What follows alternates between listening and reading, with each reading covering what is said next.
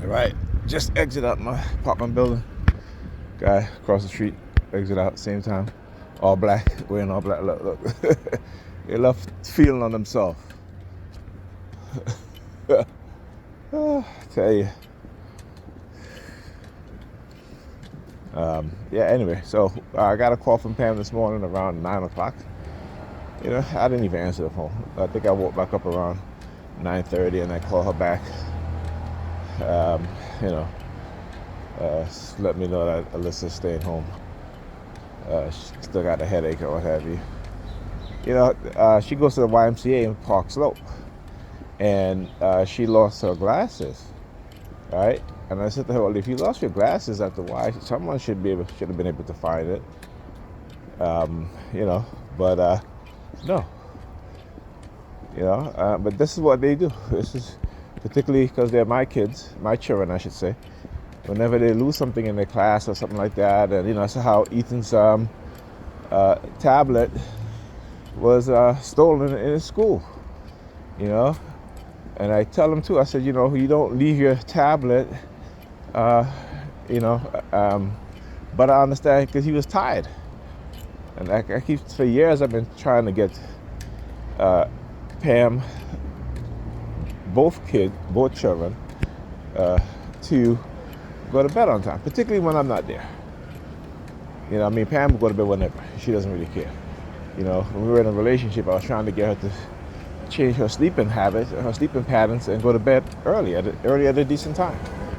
But she fought me to a nail, and only to call me the next day about how tired she is. I said, well, you know, hey, you want to go to bed whenever you want to go to bed, and that's not good. You know. And kids are the same way too. When I'm there, they go to bed. I send them to bed 9:30. They're both sleeping. Okay. But with her, you know, just like the other night, they were up until 12 o'clock. And I had called her around 11 something to see that she was like, oh yeah, the kids are in bed. No, they wasn't. They were up. All right, so this is why my daughter didn't go to the the YMCA yesterday, and today as well. You know, because their mama don't listen.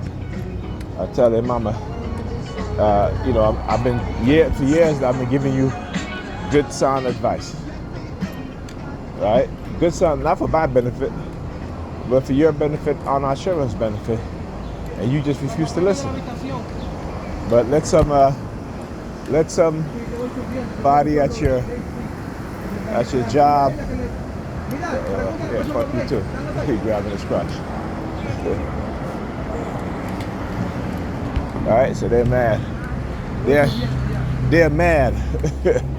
They get when they're mad because I expose their ass. They'll send some young idiot,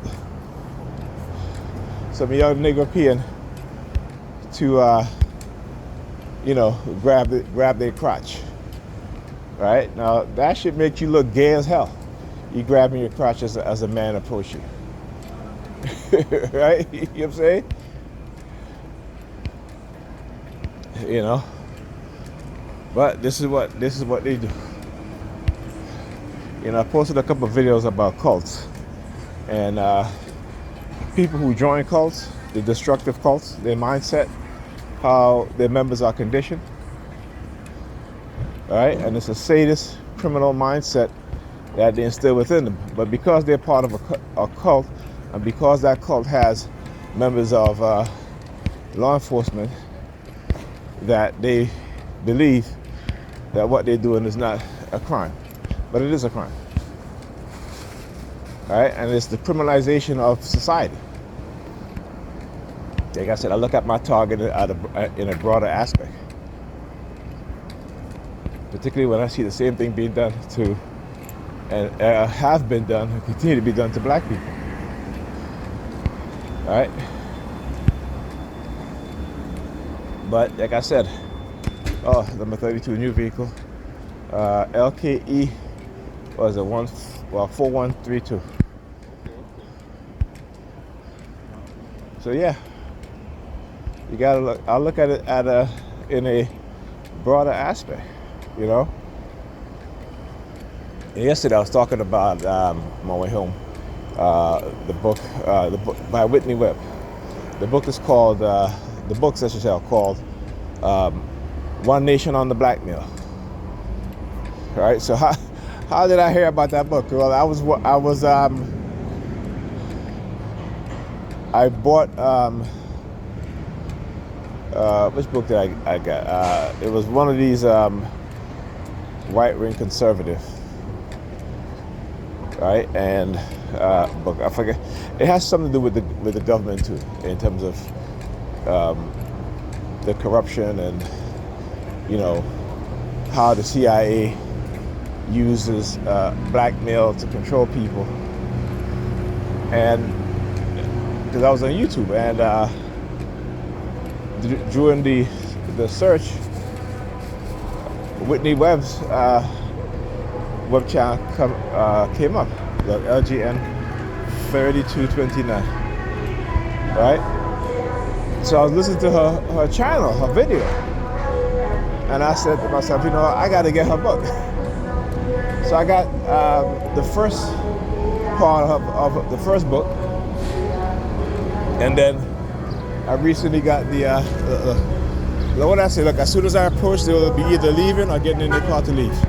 Right, with the number 32. That's what you guys should know, not kidding. And then, yes, you'll see. You're a Predator Department. Like sticking his finger in his ear. I'm doing the same thing too. Right? This is what they do. So, again, showing you guys exactly the type of shit that they do. And how they engage in, New York Predator Department. Are you gonna make a U-turn? What does it say? What's the vehicle number? 4660. Vehicle number 4660. Yeah. This is what these predators do. Because they think they're doing something. They think they're like I said, they gotta keep up with their lies and their false narrative, right? Because if they tell the truth, right? Yeah, it is what it is. Yeah, you wasted too, motherfucker. Anyway, yeah. So they gotta do what they do to continue to tell their lies. To continue to look at a hand signal, hand movement, right? Press her thumb against her clothes. All right, they gotta keep up their lie because they can't tell the truth. They can't tell the truth.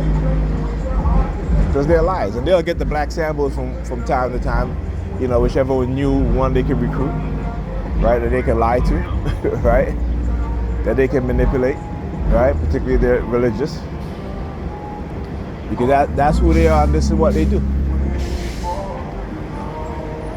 So being able to understand how the human mind works, how it can be manipulated, how it can be influenced in ways that we as human beings have no idea, have no clue, the vast majority of us. You know, one of the videos that I was watching last night, this person who was a member of a destructive cult, and he was talking about how these people were taking NLP classes, right? That they were taking classes in hypnosis. You know, how you learning how to use words with speaking patterns to manipulate you, right? To hypnotize you during conversation. But we as TIs, we've been talking about this shit for decades. And they engage in what is called conversational hypnosis. Right? Implanting words, ideas, thought patterns into your subconscious mind. And particularly we're talking about with women, right? So a lot of these men use these things with women to manipulate their mind. Right? To manipulate their mind. Right? To seduce women. Not only to seduce women, but to control them, to keep them at bay. So, yeah, the sirens, look, she's grabbing right here. Look.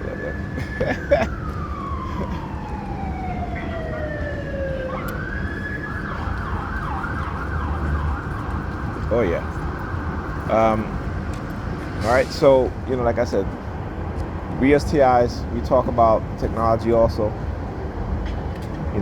Not too many of us understand the psychology of it, right? The use of psychiatry as a cover. Not only as a cover, but also to support an industry that is based off of the creation of the American government, particularly the CIA,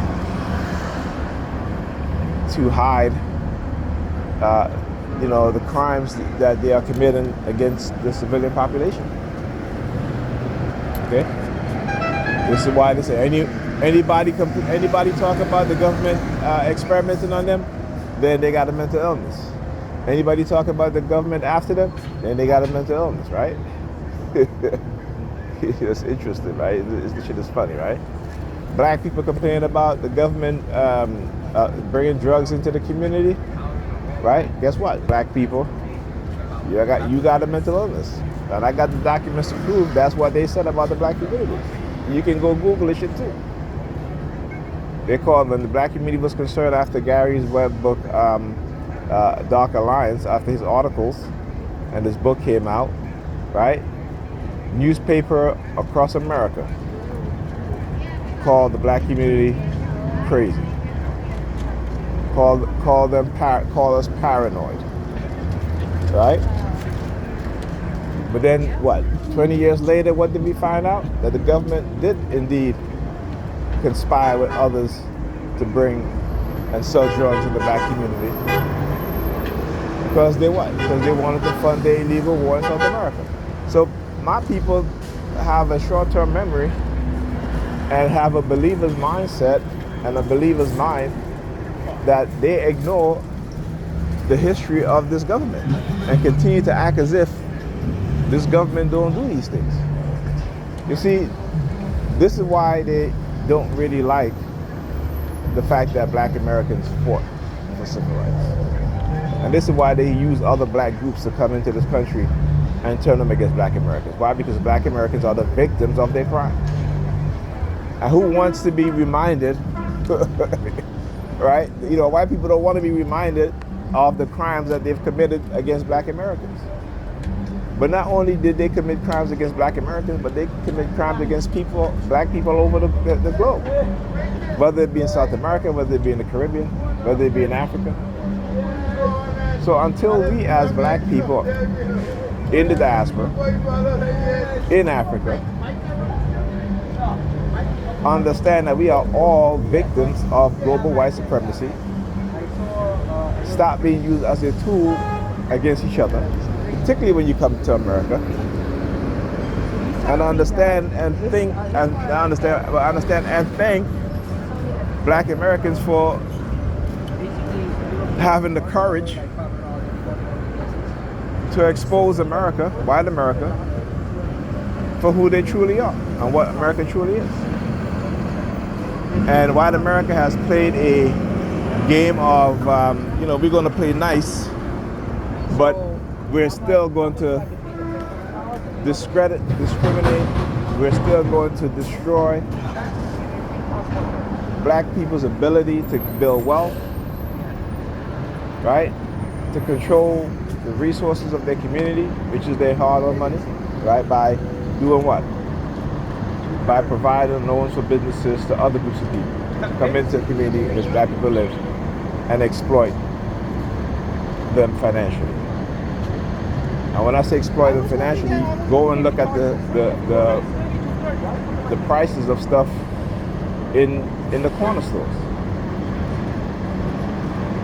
So that's what I mean when I say exploit them financially, exploit us financially. Like I said, my brothers and sisters, you gotta think deeply, right? You gotta think deeply, and you gotta understand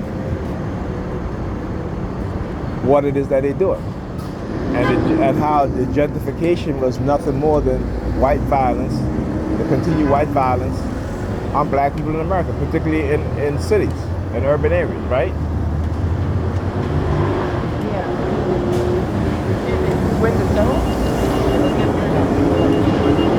And why is it white violence? Because it displaces black people. That's right. No, they don't keep 1/3 of the water zone. Right? They displace black people for political reasons also. 133. 132? Sorry.